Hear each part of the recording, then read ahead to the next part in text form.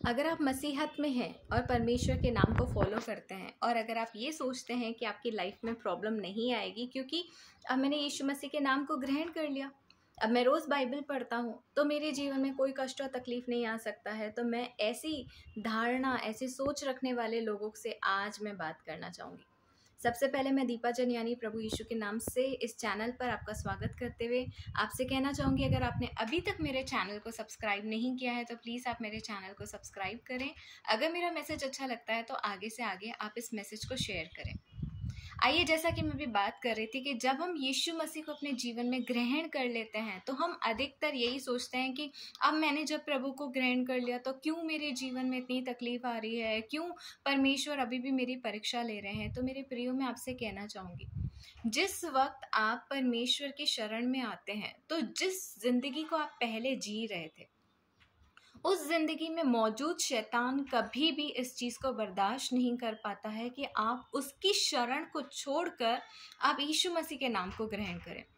अगर आप नए नियम को पढ़ चुके हैं तो नए नियम में बहुत क्लियर लिखा गया है कि शैतान हर एक जन की परीक्षा लेता है, यहाँ तक कि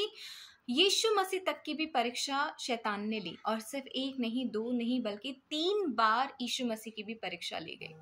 क्योंकि शैतान कभी नहीं चाहता कि आप उसकी शरण को, उसकी बुराई को, उसके जैसे चाल चलन को छोड़कर आप पवित्रता के चाल चलन में एंटर करने पाए। लेकिन जैसे ही आप पवित्रता के चाल चलन में एंटर करते हैं तो शैतान आपको और ज़्यादा विचलित करता है, और ज़्यादा आपके मन में ये भावना, ये सोच लेकर आने की कोशिश करता है कि देखो, जब से लेकर तुमने यीशु मसीह के नाम को ग्रहण किया है तकलीफ़ें और ज़्यादा आने लगी हैं। लेकिन ऐसा नहीं होता। मैं आपको नॉर्मल लाइफ में समझाती हूँ। अगर आज आप किसी गलत व्यक्ति के साथ अपनी मित्रता करके बैठे हैं, वो गुंडे हो सकते हैं, वो माफिया हो सकते हैं, वो कुछ भी हो सकते हैं, और अभी तक आपका चाल चलन अपने उन्हीं गुंडे, निंदा करने वाले, बुराई करने वाले दोस्तों की तरह आपका चाल चलन था,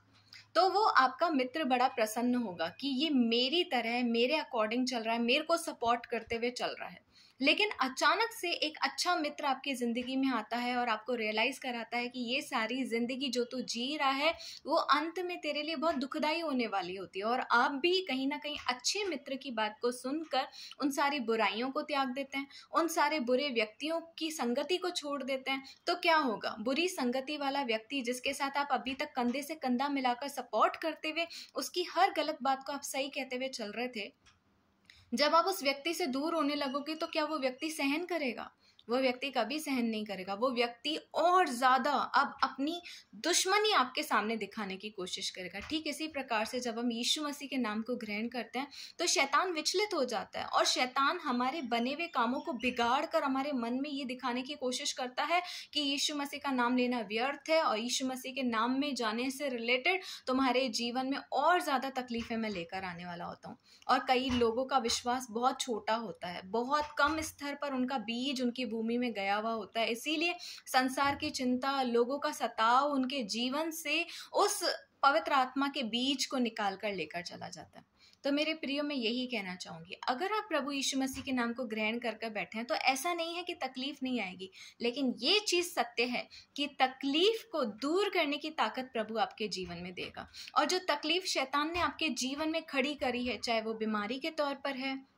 चाहे वो अशांति के तौर पर है, चाहे वो घर में झगड़े को लेकर है, या किसी प्रकार की पढ़ाई को लेकर है, बच्चों को लेकर है, कोई भी प्रॉब्लम जो शैतान अभी आपके सामने लेकर खड़ा है, जिसकी वजह से आपको लग रहा है कि मैं यीशु मसीह में आकर तो और ज़्यादा तकलीफ मैंने प्राप्त कर ली, तो मैं कहना चाहूँगी कि इन चीज़ों में, इन तकलीफ़ों में, क्योंकि आप प्रभु के नाम को लेकर आप स्थिर हो, इसीलिए प्रभु की ये जिम्मेदारी है कि प्रभु आपको इन सब से बाहर निकालेगा। जब मूसा के ऊपर परमेश्वर ने इन सारी चीज़ों का दायित्व दिया कि तुम इजराइलियों को निकाल कर लेकर आओ, तो इजराइली बुड़बुड़ाते रहे, कुड़कुड़ाते रहे, बहुत सारी दिक्कतें आई, लेकिन मूसा को जब परमेश्वर ने निकालने का दायित्व दिया तो सामर्थ्य और ताकत भी प्रभु ने दी। तो आप भी जब प्रभु को थामे हुए हैं तो प्रभु आपको ताकत देंगे, प्रभु आपको सामर्थ्य देंगे। आप डरे नहीं, घबराएं नहीं, परमेश्वर आपके साथ है। नित्य प्रार्थना करते रहें और विश्वास रखें कि परमेश्वर ने किसी बड़ी योजना के साथ आपको बुलाया है। छोटी छोटी तकलीफों को आप देखकर घबराएं नहीं, प्रभु जल्दी